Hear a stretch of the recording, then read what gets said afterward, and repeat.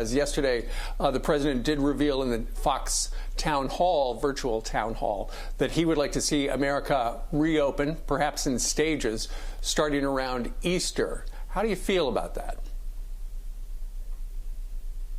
Well, I'd love to see that as well, but I think we have to exercise caution, Steve. The one thing we don't want to see is a relaxing of some of the restrictions on public activities and then a resurgence of the pandemic. Ultimately, this is going to be a multifaceted response. It's going to require more testing and more personal protective equipment for our doctors and our nurses, making sure that none of our hospitals, whether it's in rural Arkansas or in New York City, are overwhelmed, not just by coronavirus cases, but by other cases needing intensive care.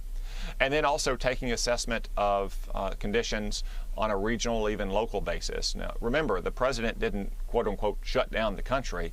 These are decisions that are being made by governors and by mayors at the local and the state level based on conditions in their states. And ultimately, I think whenever we get back on our feet, get back to work, it's going to happen on a rolling basis in places that haven't had a large outbreak or have got an outbreak under control. So you won't just see a single nationwide set of conditions. I think you'll see it down to the local and state level as the president and the federal government works with our governors and our mayors.